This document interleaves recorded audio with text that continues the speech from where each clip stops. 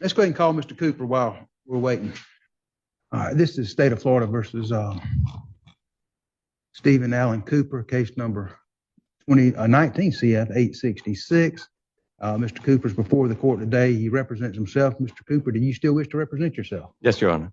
All right, there's been a bunch of motions filed today, but print out the motion that I've denied, most of the pro se, the ones that were filed as of the 12th.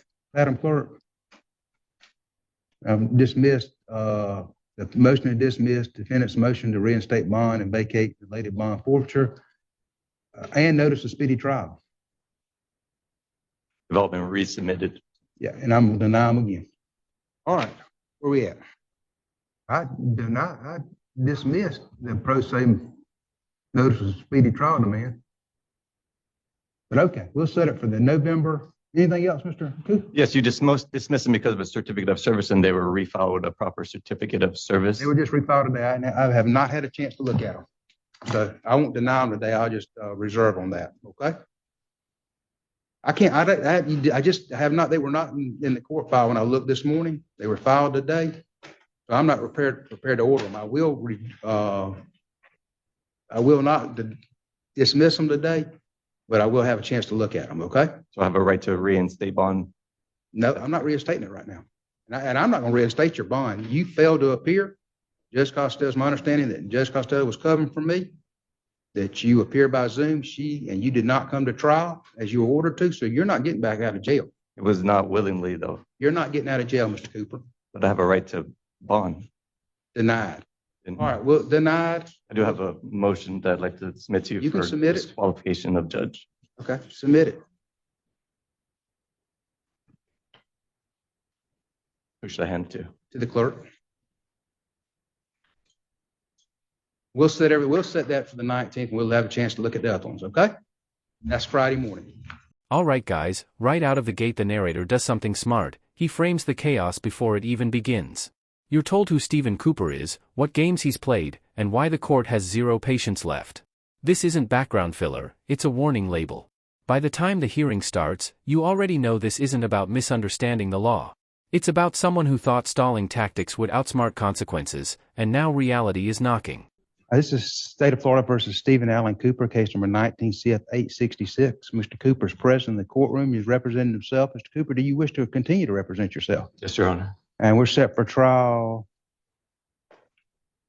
November 3rd. All right. Did you get the order to deny motion for disqualification of judge? I have not received that. I'll have that printed out for you. There's some other motions that you filed. Looks like we got them yesterday. What I'm going to do is I'm going to leave this on the trial docket for that November date. I'm going to set this for October 24 for a trial management and motion day. I got the bond reinstatement that was previously filed, and then I'm going to deny that motion for bond. You're based on your failure to appear. I'd already, and for the record, I have had you arrested at least once on a failure to appear. Released you again on, allowed you to go back to, I believe, Ocala on the morning of trial after you filed a demand for speedy. You failed to appear, and Judge Costello revoked your bond at that time, had a capious, and then we had to, I think the capious was outstanding for a while. So my motion is denied. I'm prepared to make arguments in regards to that. Well, I'm not prepared to listen to them. I'm ruling on your motion. Okay? I can rule on a motion without hearing argument, and that's what I'm doing today. Anything else? Any of the other motions? I'm going to hear everything on the 24th, because you just filed a bunch yesterday on the 16th, and we got them in the court file. So I'll hear everything the 24th. That will conclude today's hearing. Mr. Cooper, we'll see you then. Mr. Cooper, you're here today on your trial management. I believe you're set for trial November 3rd at 8:30. You're representing yourself. Do you wish to have an attorney appointed to represent you or talk any more about that? No. Okay. All right. Where are we at? I believe it's the motions, and I have my motion to reinstate bond. And that'll be denied. All the motions filed on the 14th that you postponed 30 days until this date, and none of them have been responded to. Filed in reverse, responding to his multiple motions to dismiss, the motion for discharge, and the motion to quash the information. All right. Actually, a motion to disqualify the judge was filed as well. I believe you got that. I think I've ruled on that, hadn't I? I believe you got another one. All right, I'll get you in order of that next week. We'll leave it on the docket for November 3rd. See you then. Are you going to give me the traverse? I haven't received anything. Yeah, if you don't have it, the state has this already been filed, so if you want to give it to them, or state, or the clerk office can give it to them. Alright guys, this is where the pattern becomes obvious. Cooper confirms he's representing himself, which immediately tells the judge exactly what kind of hearing this will be. The court doesn't argue, doesn't lecture, doesn't waste time. Motions are denied cleanly and calmly.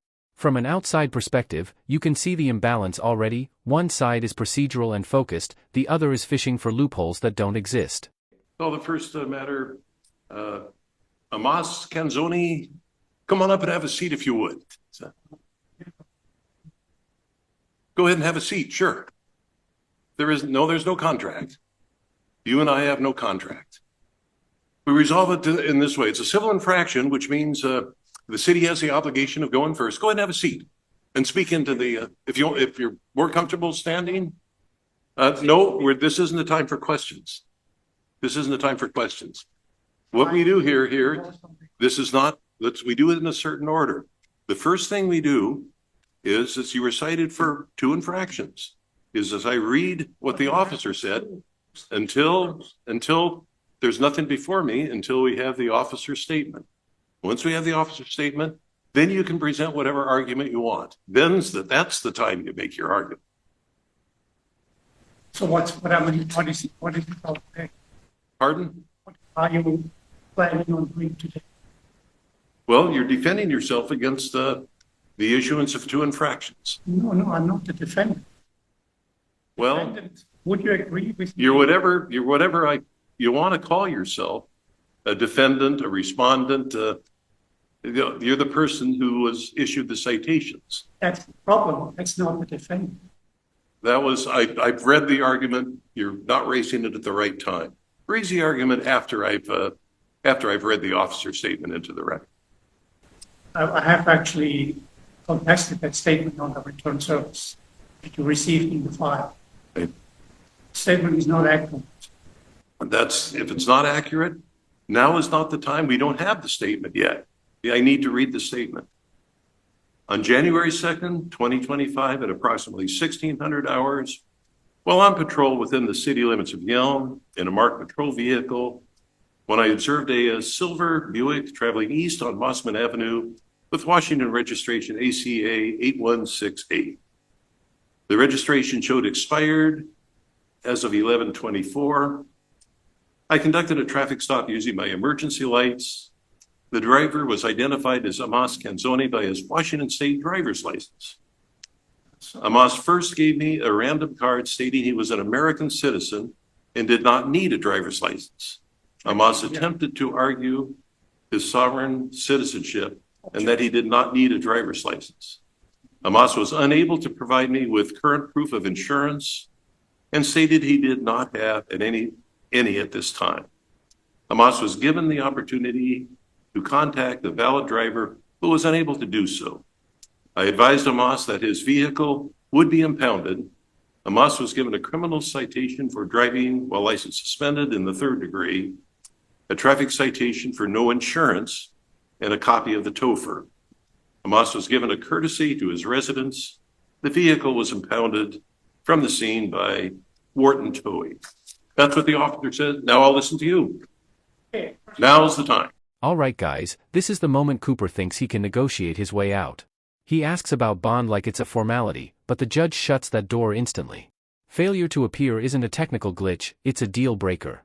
You can hear the finality in the judge's voice. This isn't personal, it's procedural. The court isn't interested in excuses, intent, or stories. You failed to show up, so you stay put. Could you speak into the microphone? I gave the officer very first once when he approached me, I gave him this, my American State National Credential Card. And this has all the information he needed to look up to find out that I'm not a US citizen and therefore not in his jurisdiction. And therefore there's no issue about traffic violations because there was no crime involved. And then he refused to look up the information by his own choice. So then he required my driver's license, which I told him I can give it to him, but that does not apply because it's my license, it's not the DOL's, because my name is a copyrighted name. And therefore, it's in my possession. But anyway, he then went on to saying about sovereign citizen. That's an oxymoron. And I tend to say only morons use that term because a sovereign can never be a citizen. Citizen has an obligation to whatever government or state he's subscribing to. Whereas a sovereign, I'm a foreign sovereign. I mean, I'm foreign to your jurisdiction. I'm here talking to you now as a lawful person. I can talk to you because we're both persons in this environment, but I'm not subject to legal rules and everything. That's up to you. That's you are subject to. I'm not. I tried to tell that to the police officer because for his own protection, I told him, look, I'm not really who you think I am. I'm a driver, not driving a commercial vehicle with interstate commerce. It's the only reason I would have a driver's license. So that's why I gave him the credential card first so he could correct his mistake. He refused to do so, and they ran me through the mill, and you know what the mill was doing afterwards. So that's all criminal now because I'm a foreign sovereign, and I posted it on my door. I posted it in my file that I have a Foreign Sovereign Immunities Act, meaning help that holds me, a man, a lawful person, immune towards the legalese, the legal subscription, which a dual citizen has obligation as a citizen. All right, guys, here comes the classic move. When you can't win the argument, attack the referee. Cooper tries to disqualify the judge, and the court responds with pure indifference. No outrage, no defensiveness, just file it and we'll review it. That response alone tells you everything. Judges who are confident in the law don't flinch when accused. They just schedule it and move on. I do not have those obligations. And I try to tell you that too in my paperwork as a meeting. And so you don't have a claim. You have to actually prove jurisdiction over me 1 year.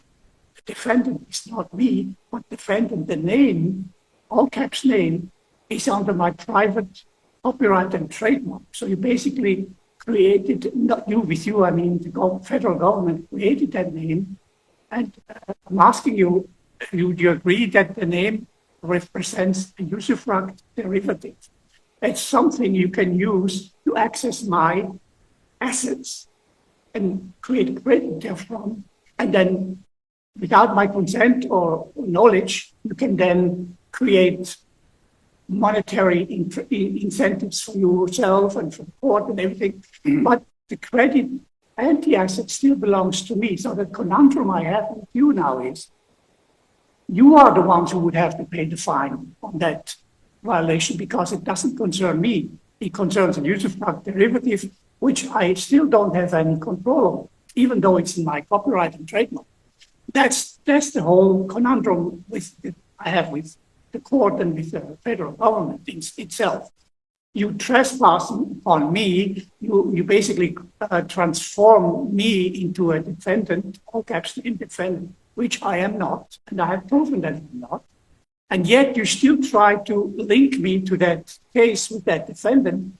And I would claim that the government is responsible to offset all these fines or whatever you want to create under that name and hold me harmless because I have nothing to do with it. So that's in a nutshell the situation. But I would also say you have to prove jurisdiction first before you have a case. And you haven't done that so far. Nobody has rebutted my documents I filed into the court case. That means in your own rules, it's admitted truth because it has not been rebutted. It's fact and truth. And then you would technically have to honor these facts and truth. But by continuing with the charade, you do not. And you do not recognize that you're basically now in criminal contempt of the law because do I have to spell it out? As of January 1st, 2025, poof, this court has disappeared. The municipal government has been liquefied with a Chapter 7 bankruptcy, which has been finalized January 1st. And now, basically, you don't even exist anymore. Or if you do exist, you would have to be on Washington, D.C. ground because you're not having any rights to be on land and soil. Alright guys, this segment is brutal in the cleanest way possible. Cooper wants to argue again, but the judge flatly states he doesn't need to hear arguments to rule. That line hits hard because it's absolutely true. Courts are not debate clubs. When a motion lacks merit, it dies quietly. Watching this, you realize Cooper isn't being silenced unfairly, he's being stopped from wasting time. Now, that's something that's in general, that has nothing to do with this court specifically. It's just a general thought that has been put on the people of this country. Now, I have another document here. I would like to post it. I have it already filed in the docket, but it shows the residents of this country. Residents in all caps named. And we all know a resident is only a temporary living in this country or in the state. There's not a single American in the census of 330 million people. Now, my question to you is, why do you insist on treat us like sovereign citizens, which is an oxymoron, rather than recognize our status? Because in Thurston County, there's maybe 2,000 of us, if it comes to a high number. Everybody else can be treated as a dual U.S. citizens, which gives you all the rights you have, but not against me. So that's your problem now, because I have documented everything in the file. So basically, I have made a counterclaim. I nullify your claims, including the fines, including whatever you want to bring up, including the statements of the police officer. They've all been voided out by me responding, return service response. And that also would also be appearance in court, by the way. So he never not appeared in court. I just give you the courtesy. Well, it's basically not a courtesy, it's under duress. I come here to make sure I inform you of the situation you're basically maneuvering yourself into by not recognizing who I am as a foreign sovereign, because I'm outside of your jurisdiction period. So that's why you don't really have a case. And it would be wise if you would allow the prosecutor to file a notice of dismissal or cancellation of the case, because it won't have any jurisdiction, and I have proven that on the record. Alright guys, this is the slow realization phase. More motions, more confusion, more denial. The judge stays consistent, the answers don't change, and Cooper's options keep shrinking. The narrator wraps this section perfectly, because at this point the outcome is obvious. There's no legal comeback coming. This arc ends exactly where it was always heading, with accountability catching up. And that's my. You showed me the paper that you showed. I could not see that from here. Okay, so I give it to you here. This is what's not in the docket. And then also, in order for me to be protected, we also have a private indemnity bond. In case I would be involved in a crime or in some property damage, that indemnifies me. I don't need a bond like you guys do. I just need an indemnity bond. So that means if something happens that causes a lot of financial problems, that indemnity bond would be able to connect for the power. So that's the document. And you can see there's two barcodes on there, or whatever they call it. You can access my documents like the police officer could have easily gone, scan those two barcodes and get into the file. And then all the files are in there accessible, the same ones I put into the court case now. So basically, there was no reason for the officer to do anything else except, oh, excuse me, I made a mistake. Have a good day. That would be his proper response to me as identifying me as a foreign sovereign. And he did not do that, and the court did not do that. And I don't go into details right now, but it has been a lot of hassle against me, who is not even involved in this whole shit now.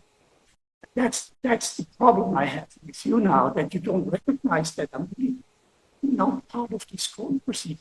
Alright guys, new courtroom, same energy, but now the judge takes control immediately. Before the defendant can derail things, procedure is explained clearly and firmly. And still, within seconds, the interruptions begin. From the outside, this is where you see the strategy fail instantly. Courts run on order. Anyone who refuses that structure is already losing before facts even matter. So you're entitled to call yourself anything you want to. I believe under the law, you're entitled to use any name you want, as long as you're not doing that to defraud anybody. Now, it's not of any interest to me whether you call yourself first name, last name, first name, comma, uppercase, lowercase. It's the person that's sitting in front of me. No, Does it that's take it, the you're, mistake. it's my turn, my turn, my turn. Okay. That you're arguing that you're basically exempt from, as being, you're exempt from the rules that would apply to the citizens of this country. The problem is you may be, may not be, call yourself a citizen of this country, but when you're using the roadway, you're subject to the rules of the roadway, no matter what you call yourself, a foreign citizen, a sovereign, it doesn't matter. Is it this person using the roadway?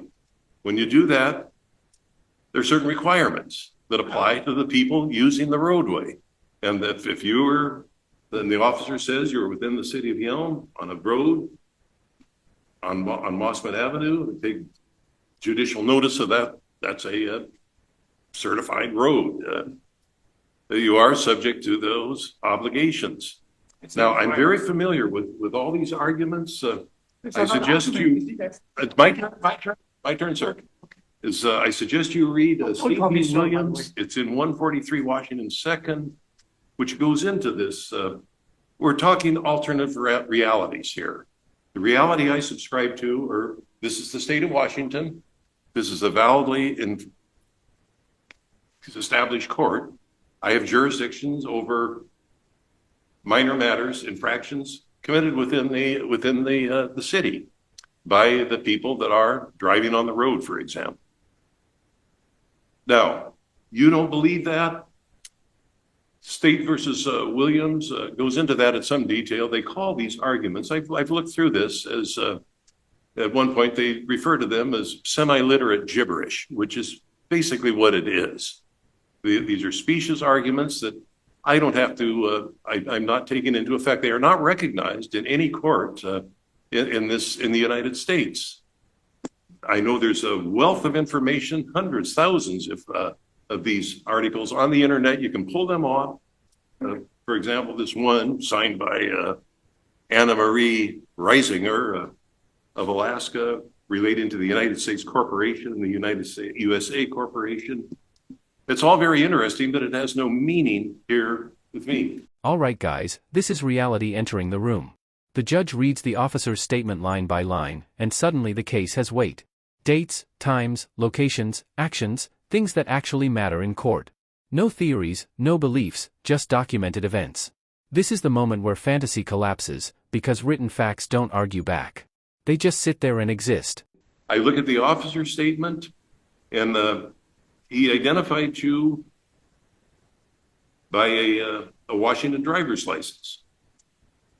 He did cite you for license suspended, but I'm not able to find that you didn't have a valid license, and so I'm going to dismiss that. However, I've not been furnished with proof that you had insurance, so I'm going to find that you committed that infraction. Remember, I said to you, I have an indemnity bond. If anything happens to me in a traffic accident or something that causes damage to somebody else, I'm indemnified. And the word indemnified, Indemnified by who? lawyers can tell you that it's nothing to do with you. It's to do with the people of this country. No, the law in the state of Washington is that you have a valid certificate of insurance from a recognized issue of insurance. A piece of paper that says I'm indemnified doesn't mean anything to me. Yeah, but you see, you don't get the point. The point is, you are working for a governmental subcontractor, which is now liquefied. But the point is, you have contract with the country, with the people of this country, and which is the Constitution of 1789 and 1790, which gives you an enumerated services powers, and traffic control is not one of them. So you reassumed all these powers, and I think your legalese people here are articles and facts. These are the topics that read this whole thing. Now, you can claim ignorance of the law. You can do that. But I gave you the information, and according to your own UCC, once knowledge is given, what is a license? If you are a corporation, you need a license to do business. I'm not a corporation. All right, guys, this is the meltdown phase. The defendant unloads every internet-grown argument imaginable: sovereign status, copyrighted names, jurisdiction denial, imaginary immunity. From an outside view, it's not persuasive, it's revealing. Every sentence distances him further from reality. The court lets him talk, not because it agrees, but because the longer he speaks, the clearer it becomes that none of this holds legal weight. Let me stop you right there. I've heard that before many times. The problem here is we subscribe to different realities. Exactly. I agree that it's 1788. My turn, sir. My turn. 1789, I think that was when the Constitution was fully ratified and became the law of the land. And ever since that time, countless scholars from the Supreme Court on down have spent their lives studying the Constitution, figuring out what it means, trying to interpret it, how it applies to specific events. One of the issues is back then, your way of getting around was horse and carriage. There wasn't any such thing as an automobile. Now, that went on for a long, long time. Only the last few years, comparatively, this alternate way of looking at the Constitution rose up. It's not taught in any law school that I'm aware of.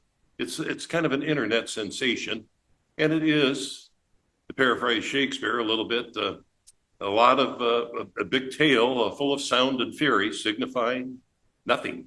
This is what you're arguing to me means in my frame of reference, it means nothing. It's not recognized in any of our courts.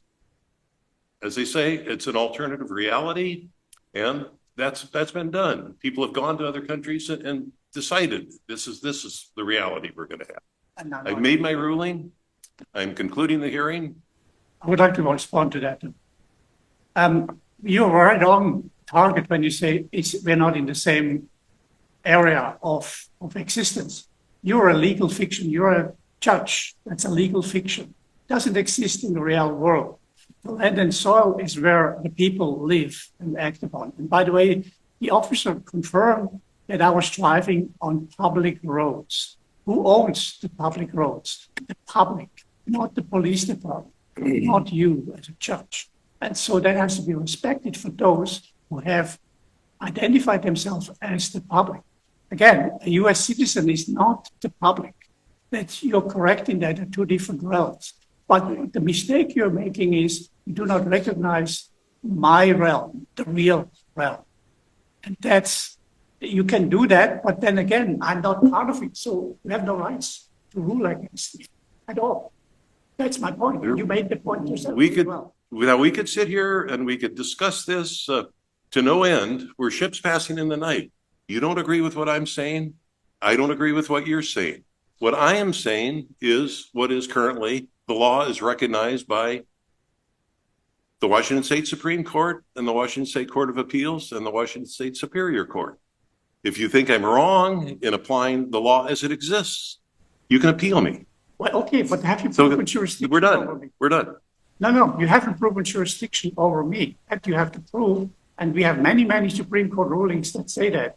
Unless proven on the record that you have jurisdiction over me in personam and what's the other one, material one, you have no case because you have to prove that first. And that is the clue for you to actually do it or dismiss the case. One of the two. I am satisfied the jurisdiction has been proven. The individual that's sitting in front of me was pulled over on a Washington street and issued a citation. Sir, that's enough. That's enough. We're done. All right, guys, this is where the judge ends the debate without raising his voice. Jurisdiction is explained. Case law is cited. Claims are dismantled one by one. The court even dismisses one charge fairly, proving this isn't bias, it's law. The insurance violation stands, and that's that. No theatrics, no drama, just consequences. If you found this breakdown useful, make sure to like the video, subscribe to the channel, and we'll see you in the next video.